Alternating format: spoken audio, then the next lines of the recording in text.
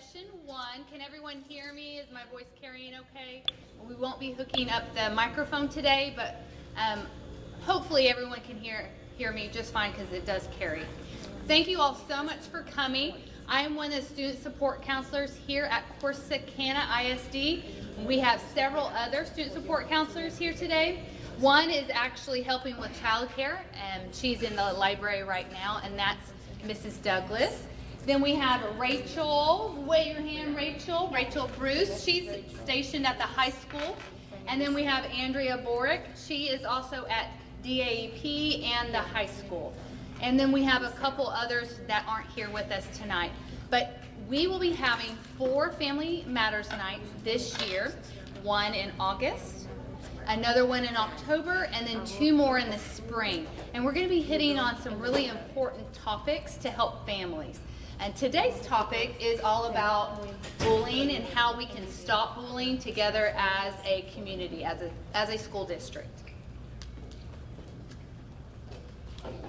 So how can families help? Because it is a group effort to really stop bullying. First, we need to know what is it. A lot of people have different definitions of what bullying is. So how we define it is very important.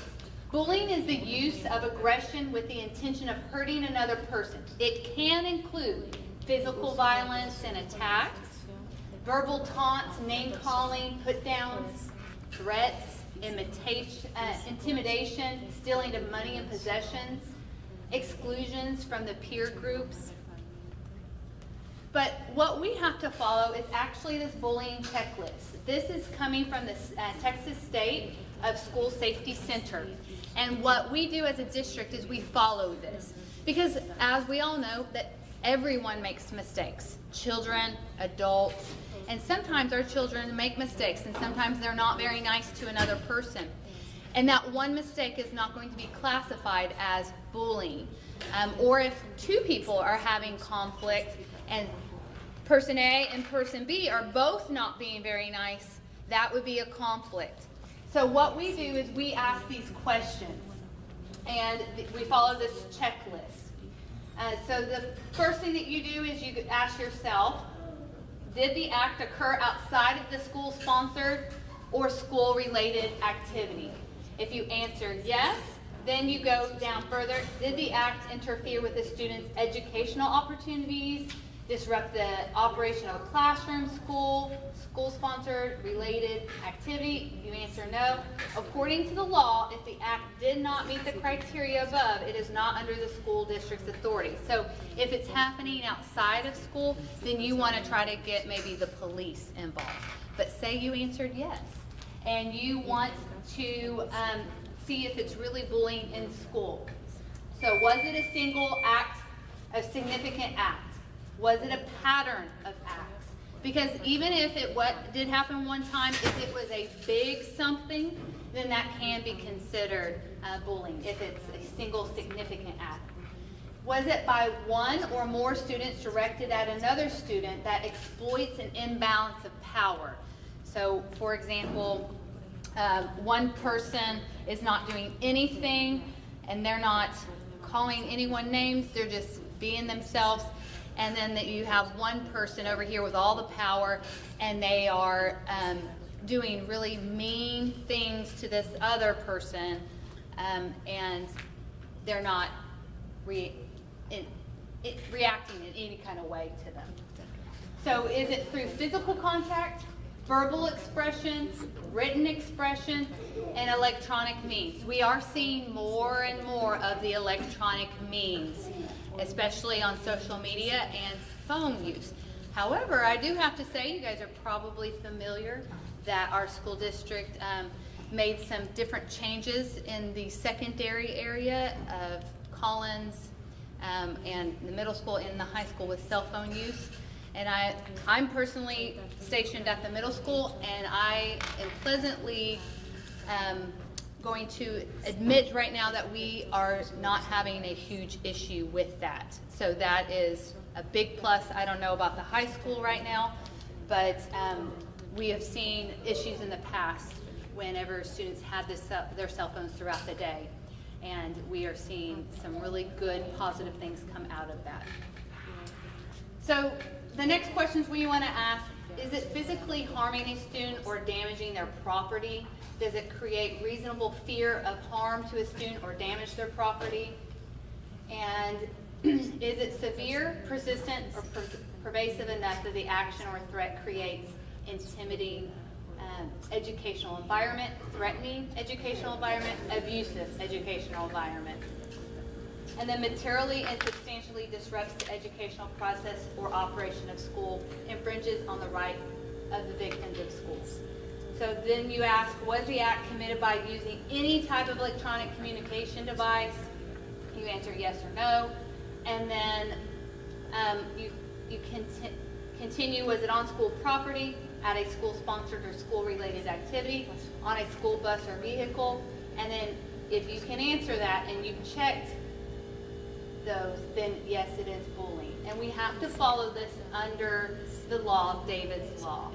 So this is kind of the checklist that most school districts use, and that's because it came from the Texas State School Safety Center. And if you would like a copy of that, I had some over here if you didn't get to grab one in English and or Spanish. So I briefly talked about bullying versus childhood conflict. Throughout life, children are going to have conflict. And just because they're having conflict doesn't necessarily mean that it's bullying, especially if it's the two people going back and forth. That is what we would call conflict. And we want to try to resolve that conflict. And schools can help resolve conflict between two students if they are having conflict. But bullying is intentional. The target does not knowingly provoke the bully and may have made it clear that the behavior is unwelcome. They may have told them to stop, leave me alone. But if they're not going back and attacking that person, if they're not calling that person names or taking their stuff or putting their hands on them, then it is one-sided. The balance is unequal. This person over here has all of the power while this person has none. The behavior is often repetitive, but it doesn't have to. Sometimes it can be a single incident if it is big enough. There is an imbalance of power. The act is committed by one or more people against another. So bullying can be done by either a single person or a group of people. And there is a real or perceived imbalance of power. A child without power cannot bully. Power can be defined as intimidation, physical strength, or social status. So let's go over some myths and facts, because bullying has definitely evolved and changed over the years, but I think we can all agree that no one wants it, no one likes it, and we have probably experienced it at some point in our life, experiencing someone not being very nice to us, and we did nothing to them or nothing back to them. So the myth is girls don't bully. That, in fact, is a myth. The fact is that girls can and do bully, but often in a different way. Girls often use verbal and social bullying, and that's where the cell phones come in handy. Or they might group up at school and leave a girl out intentionally. That is how girls typically bully. Bullying for girls escalates during the middle school years, so you might see it happen a little bit more so starting at Collins into the middle school. And then myth, words will never hurt you. The fact is even though words don't leave bruises or broken bones, they can leave deep emotional scars. So I want you to just think for a moment when you were in school, maybe elementary or junior high or even high school, if you can think back to a time when someone said something to you and it really hurt you. I bet if you close your eyes, you can picture that person. You might even remember that person's name. And it stuck with us. I know for one, that happened to me, specifically in middle school. And, you know, it left me with some insecurities. And I got over it, luckily, and I was able to work through it. But some of these children have a really hard time working through it. So a myth, it was only teasing. The fact is, teasing in which a child is not hurt is not considered bullying. Teasing becomes bullying when the intent of the action is to hurt or to harm that person. And we also want to make sure that our children know that they can let someone tell someone, hey, that really hurt my feelings, or hey, that hurt me, or please don't do that. The myth is bullying will make kids tougher. The fact is, bullying does not make someone tougher. It is often has the opposite effect. It lowers a child's sense of self-esteem and self-worth, and bullying creates fear and increases anxiety for children. Another myth is bullying is a normal part of childhood. The fact is, bullying may be a common experience, but this type of aggression towards others should not be tolerated. Myth, children and youth who are bullied will almost always tell an adult. The fact is that most studies find that only 25 to 50% of bullied children report to an adult. They may fear retaliation or that the adults won't take their concerns seriously. And I see that a lot at the middle school level because a lot of my middle schoolers go by the whole saying, snitches get stitches. And so we are trying to encourage other students that if they see bullying, to stop it and be an upstander and to stop it in the tracks. And we want to encourage our students that see it to also report it. If they see something, say something. The myth, children and youth who bully are mostly loners with a few social skills. I remember watching like old shows way back in the day, and yes, that was kind of what the perception of bullying was. But many bullies are often cool or popular students. These students have friends who provide support for their actions, and then they have, that strength in numbers. Myth, bullied kids need to learn how to deal with bullying on their own. The fact is that some children have the confidence and skills to stop bullying when it happens, but many do not. Adults have critical roles to play in helping to stop bullying, as do other children who witness or observe bullying. And that's where the upstander comes into play, teaching our children how to stand up and not be a part of bullying. And now Rachel's going to take over.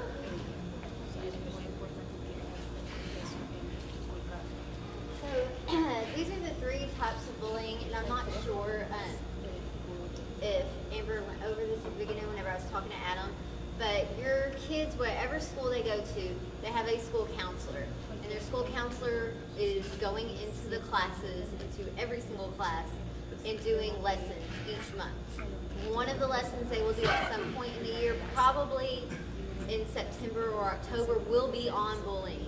So they're going to talk to them about these different types of bullying, how to address it on the kid level, and what it looks like. So your kids are also getting a version of, not this exact presentation of course, but they're getting a kid-friendly version of what bullying is, what it is not, and what to do.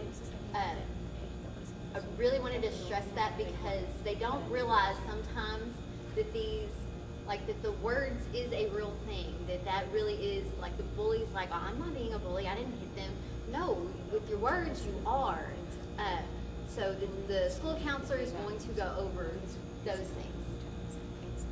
So cyberbullying, this is what it is. It's anything, it's not necessarily on a computer, it's any device. Y'all, I'm not a fan of Snapchat. I'm very adamantly against Snapchat. Every kid is just absolutely has to have Snapchat. It is the worst. I do not like it. More problems that we have from bullying come from Snapchat and Instagram. So just FYI, Snapchat, if you don't know, like they go away. Whatever their snap is, it goes away after 24 hours? So there's no, unless someone screenshot it, there's no way to trace anything, which is how so many kids are able to, I don't want to say get away with it, they are. And that's why they're using that avenue, because they can be like, well, I never did that, or that's not what I meant. They just read it the wrong way. Well, if if somebody's going to misinterpret it, don't put it on there. Don't snap it. Don't type it. Just keep it in your head and don't put it out there for the world. Another thing that the kids don't realize, and I'm starting to see this at the high school more, the things that they were doing and posting in middle school, well, that's coming up 4 and 5 years later, because there's no, once it's out there, it's out there. So I have had some students, mainly girls, who have had issues with other girls doing the mean girl thing because of things that they posted 2 years ago when they were at middle school. They don't realize that stuff will come back. And a lot of those girls that, were being the mean girl in middle school, they're like, I'm not like that anymore, but all these girls are still mean to me and don't want to be my friend, but I've changed. Well, now they're kind of seeing the effects of that it does matter, and it matters long term, how you treat people.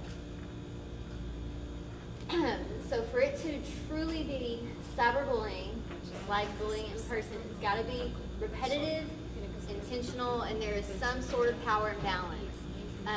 One thing too that we see is that whole, well, that's not how I meant it. Again, if you're going to type something, this is something that I tell my daughter too, because she will sometimes message a friend and she's got an attitude, and I'm like, your friend didn't read it nicely, okay? Like, it matters how you type things. If you are in a mood, do not get on social media right now and start posting stuff. That's just that why. So one of the big things that makes cyberbullying so appealing, especially to adolescents, is the anonymity. They're able to act a certain way that they wouldn't act in front of adults. That they wouldn't act like that. They wouldn't say those things in front of their mom. But they can on there because nobody knows that it's me. Or they create these fake accounts and then start doing these things. And that anonymity makes it very, very tempting to let out their frustrations. There's also, like I said, the whole you can't see me. The other thing is they have access to it 24/7, and that is just it's too easy. It's too easy. The victims don't report because they're worried they're going to lose their phone. They're going to have those privileges taken away.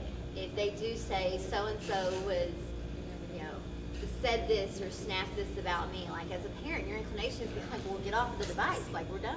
You don't have that app anymore. We're going to fix that problem. Well, that may not be so effective, and I know, and I'm definitely guilty of this, y'all. That is our instinct. We want to remove the problem so our baby doesn't hurt anymore. But that may not necessarily be what needs to happen. We need to teach them how to address the bully. We need to report it to the school and to whoever those people are at the school. I will also say that in reporting, which this may come on a little bit. When you do go to the school with a bullying issue on your technology, the school counselor addresses like the social emotional side of that, but the school counselor does not do any kind of discipline. That would be an administrator's job. That would be their role. And so far, the high school has been very good about working together, like administrators and counselors. I would think so at the middle school too. Y'all have a really good relationship. When I was here at Collins, it was like that as well. But parents would come in initially with the expectation that the counselor can fix things. The counselor can help address the issue, like with your child, their emotional aspect of it. But the discipline side, the counselor does not do that. I don't know if that clarification's ever been made. So it is a really good idea when you have that conversation to ask for administrator to be a part of that meeting, so they're hearing everything that the counselor is at the same time. So we can all work together as a team to help your child out, because at the end of the day, we are all on the same team and we all want what's best for your baby. So bystanders, they look a little bit different for cyberbullying. It's those that just keep scrolling and don't report anything.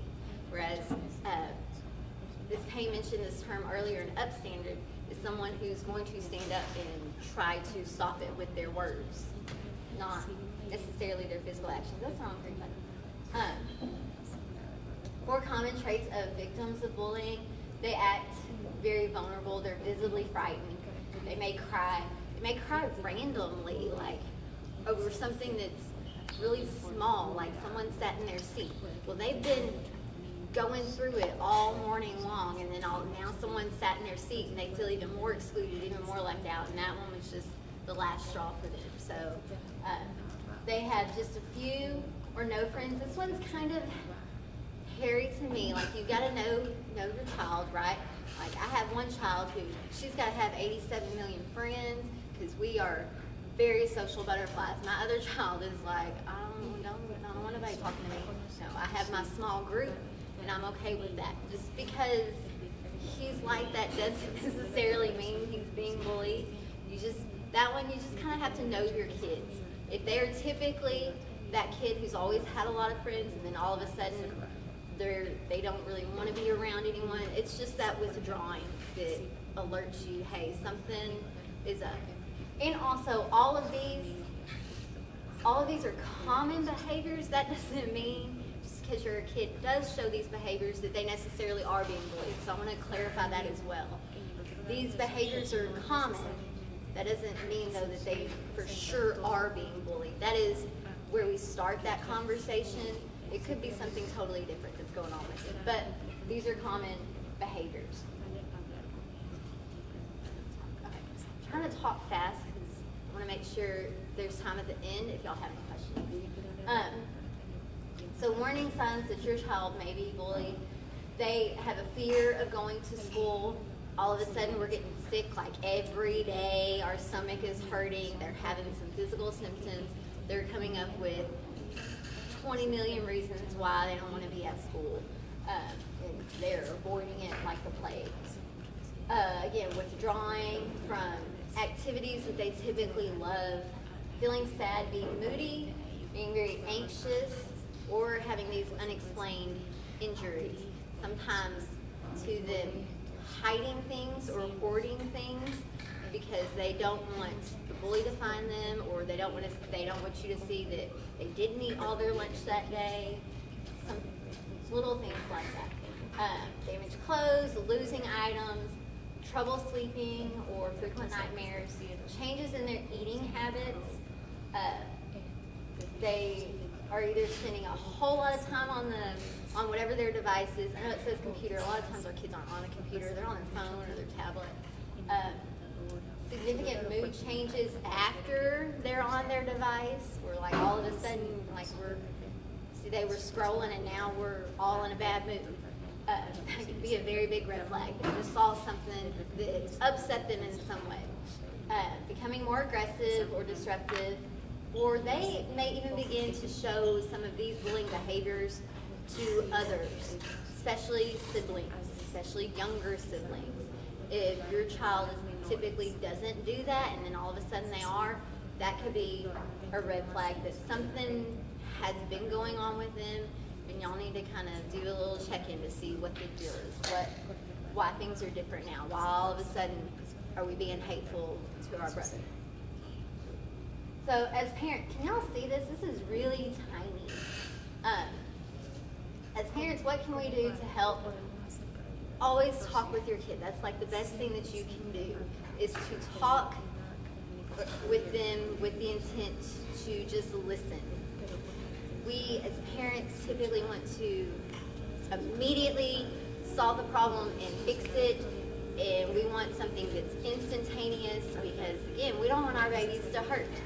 Sometimes that's a process, and that's a hard pill for us to swallow, that it may take us some time to work with them to, one, get them to open up, two, to tell us everything, because they may just give us little snippets here and there, like Miss Payne talked about. They may not want to tell you everything because there is some sort of fear. Like my daughter, her fear is always disappointment. She's worried or be mad or disappointed about something. So it takes us several conversations before we truly completely peel back everything and find out what's really going on. So a lot of patience and just listening to understand them. And then helping them to communicate with their teachers, then with their counselors and the administrators if it comes to that point. Some conversation starters. These are all questions that I'm not crazy about them. My biggest conversation starter is, tell me about your day. So it's just a sentence. It's not really a question. Because if I ask Kimber a question, she's going to give me a one-word answer, or Easton's going to give me a one-word answer. If I ask Kimber, I'm going to be there for forever and a day, hearing 87 stories about everything that happened throughout her day. That's not really what I'm looking for. If you kind of leave it open to them instead of specific questions, and tell me about this. Tell me about lunch. What does lunch look like for you? Tell me about recess. Oh, y'all, recess. Tell me about advisory, when they kind of get to have their own space in the classroom. When we leave it as a statement, they are going to take some time at first. They're going to be quiet because they don't know what to say, especially if they're a people pleaser kind of kid, because you're not asking them a question. But that silence gives them that time to think through what their day really looked like. What does it look like? And based off of the stories that they tell you, that's where you can really start to figure out, okay, something is not right when they're going to lunch. That's why she's coming home with all her stuff in there. Or that's why she's bringing every snack in the pantry to school, because something's going on at lunch.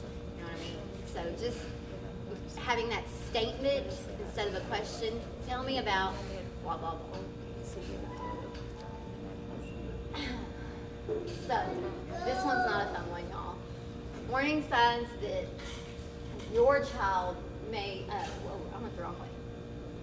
What can parents do to help? We talked about this. Talk to your kids, know their friends, and know their friends' behaviors. So again, I'm giving you examples from my daughter because that's what I got, right? Like, that's my experience. Some of her friends are very sarcastic. Their parents are very sarcastic. They're very sarcastic. So when your daughter says something sarcastic to my child, I know she's not being hateful. That's her world. That's her environment. That's how they all talk to each other. It's not necessarily she's being ugly to Kimber. That's just how we talk. I have some, their environments are very anti-cussing and sarcasm and that sort of wit, and they're much more nurturing environments, because I don't want to say anything ugly about the other one. So I can tell in how their conversations are if something's going on, like that friend isn't being so loving and kind anymore. Okay, well, something's up. And a lot of times it's because Kimber said something rude, because she says rude things. We're going to get to that one in a minute. So knowing their friends and what their friends' norms are, volunteering at the school, being present at the school, which y'all are awesome. Y'all are all here. That's great. If you're not here, you're online, so you're trying to be involved, so that's awesome too. Chaperoning field trips and just paying attention to changes, which y'all, that is a struggle bus we are all on, especially if you have multiple children and a job, and it's tough.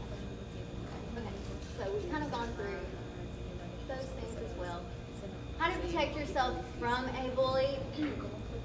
And these are things that we go through with the kids, especially, like I said, when your school counselors go into the classroom, they'll go through these things.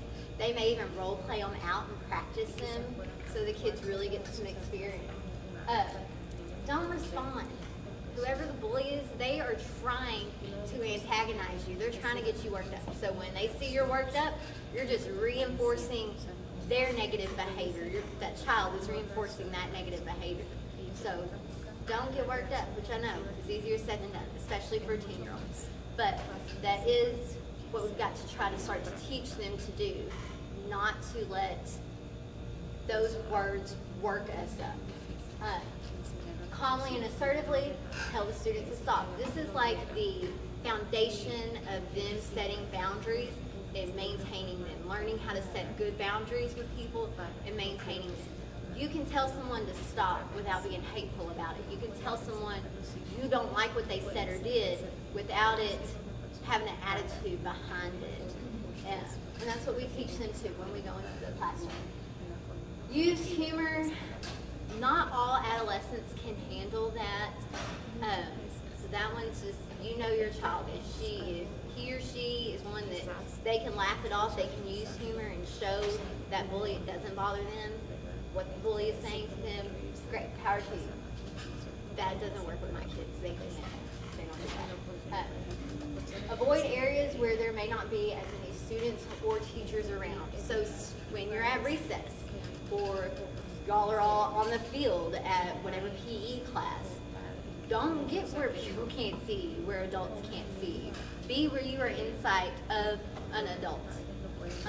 And then don't bring expensive things to school or money to school. Sit with a group of friends or at lunch or on the bus. I know that's a little bit harder to do. A lot of times in a cafeteria, especially here, you have assigned seats. On the bus, you typically have assigned seats. In the commons at the middle school and at the high school, there you can kind of sit wherever you want. But that one's a little bit harder to do. If you're able to walk with a friend to class, walk with a friend to class. Join activities that make positive friendships. And always report any bullying that doesn't stop or make you feel uncomfortable or safe. This is them coming to us. Student support counselor, their school counselor, if they're at an elementary school, come to us so we can help you handle this. You don't have to handle it on your own. So as a parent, that's what you can tell your child. Like, let's all work together. Let your counselor help you handle it. The reality is, y'all aren't at school with it. We are. We can help a little bit more than y'all are able to because we're with them during the day. Y'all are absolutely helpful outside of school, very much so. But also let us help you as well. Okay, if you're a bully online, block them. Block their spam account, delete it, block everything. It is okay. If they get mad at you because you blocked them, guess what? What you were doing worked. Block them. It is completely okay for you to say, nope, you're blocked. I don't need this in my life for my peace. I don't need to see this anymore. I don't need to talk to you. I'm going away from you. I don't want to deal with that anymore. You are absolutely allowed to say that, and you should for your peace of mind. They clearly don't care about your peace of mind, so you absolutely, okay that you do. Please also let an adult know as well. So, if you are bullied online, cyberbullying violates, so this, I did not know, y'all, it violates the terms of agreement on a lot of these social media websites like Facebook and Instagram. Snapchat did some really cool stuff too. They're trying to be more proactive. If known, cyberbullying should also be reported to your internet service provider because it's against their terms of service as well. I did not know this, y'all, until this. Okay, this is one that's kind of, could my child be the bully? Do they have difficulty fitting in? They may look or act differently and be bullies themselves. They may have some traumatic events. Bullying behaviors may be witnessed at home. That doesn't necessarily mean with parents. That just means like it could be with a sibling, could be with cousins, it could be with anybody. So that at home, it is not necessarily to the parents. It could be too the things that they watch. Mean Girls was like, there's all these different memes from that movie, Mean Girls. And the movie is all about mean girls. It is about being bullied. Yes, the overall theme at the end kind of switches to why this is not okay. But for a 10-year-old, a 12-year-old watching that movie, they don't understand that that's what it's about. So they see all these memes with all these funny little phrases like, get in, loser, we're going, blah, blah, blah. Like it's already pre-programming them to be mean to each other and have that mean girl attitude. And if you can identify that and address it immediately, it is not fun having that conversation, or having that feeling like, ugh, it is my daughter that said some rude stuff she should not have said, and we're going to have some very serious conversations later on today, and she's going to have some consequences. I mean, that's not a good feeling, but stopping that as soon as you recognize it is the best thing you can do for them. And I say girls because girls are just, they can be, there's a reason that movie is called Mean Girls, because girls just have, guys, they act different. Don't ignore the situation. Ask the teacher or the counselor about their behaviors at school. Ask your child about giving students a hard time. Be very direct, but not accusatory. Like, hey, again, there's that statement. Tell me about what's going on with you and so. What's going on with you? I saw the messages that you wrote her. Tell me about this. Instead of, like, that doesn't tell them that you're accusing them of anything, but that tells them, okay, trying to address this. Decide whether or not you can work with the child to correct the behavior, or if outside help is needed. And y'all, as counselors and school counselors, we can help. Children who bully are more likely to do these things. They're more likely to get into fights, be injured in a fight, vandalize, or steal property, drink, smoke. Vape is not up here. Vape is one. Be truant from school, drop out of school, carry a weapon. All of these are research proven things. There is a correlation there. How else can families help? Building up your child's self-confidence, letting them know that their home is a safe place and that you are the people that they can go to for any and everything. Just building them up, pouring into them, encouragement and involvement in outside activities. Helping your child to fit in. Fit in within reason. Fit in as long as it still follows into what core values you and your family have, and that's what you are teaching them. So fit in within reason, within how it fits with your family and the core values you are trying to teach your child. And these are some resources if y'all want to take a picture of these. StompOutBullying.org is a good one.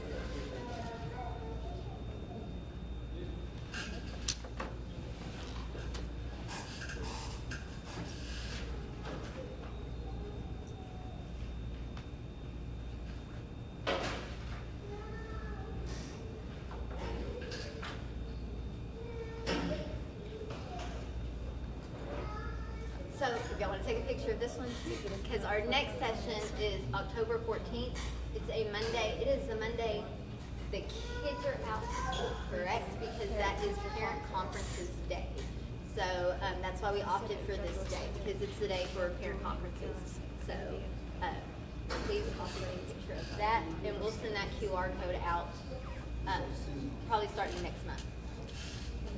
And if you didn't sign up for a reminder today, that we will send out reminders before each session, and also the link to register for the next session as well.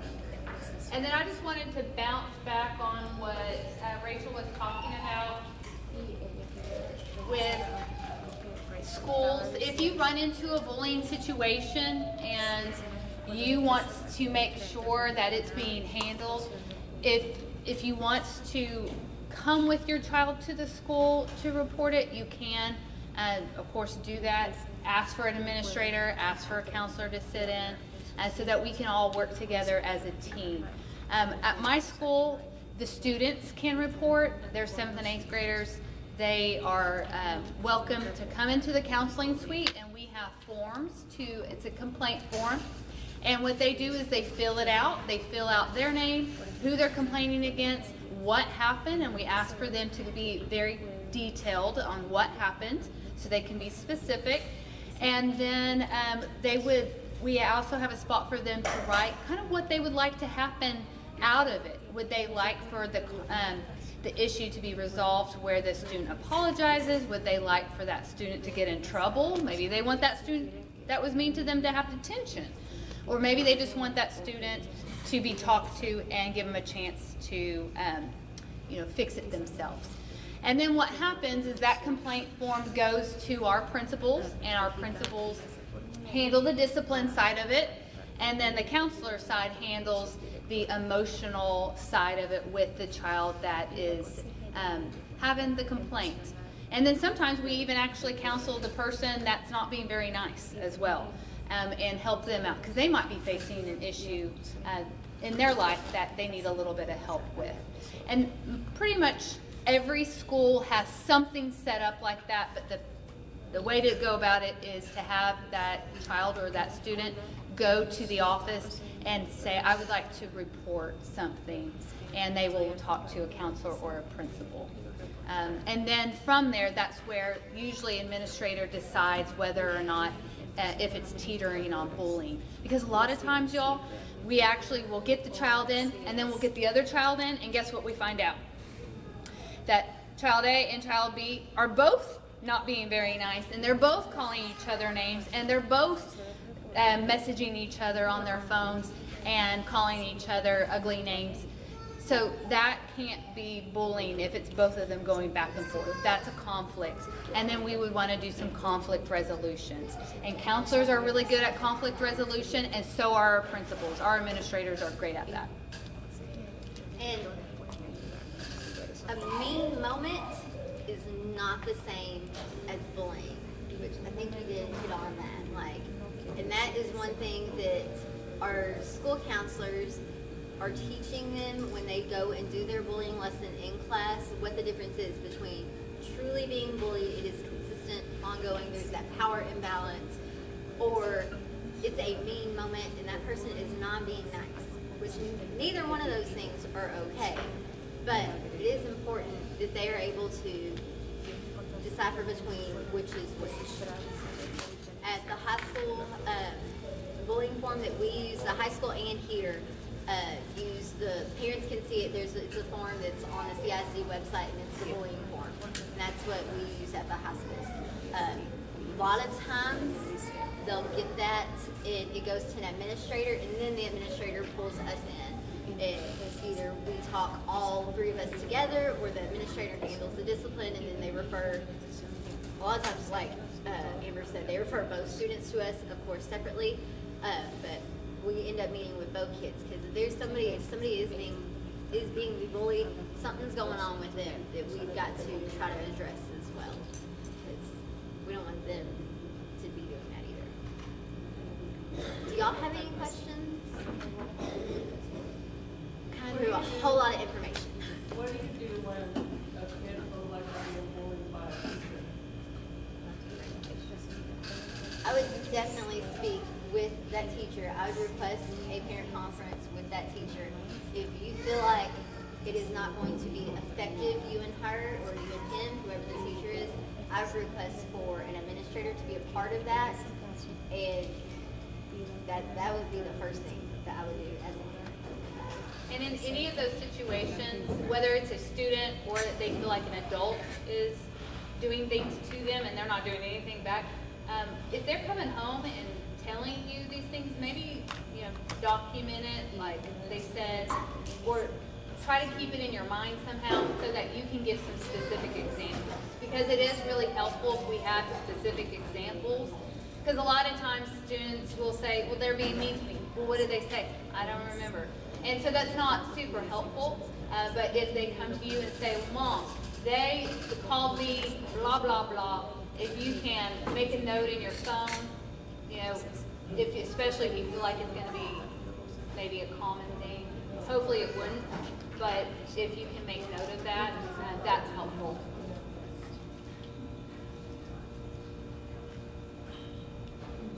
Any other questions? But I wanted to do right. Okay, yeah, I was gonna say, I'm gonna meet with you after this.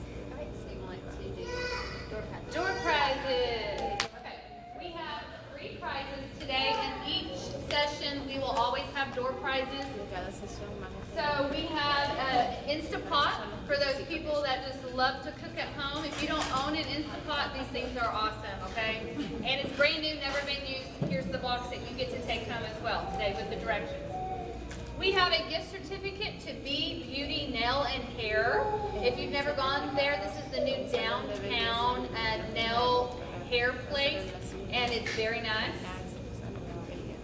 Then we also have a game that you can play with your family. It's called Happy Salmon, and it's for ages 6 and older, 3 to 8 players.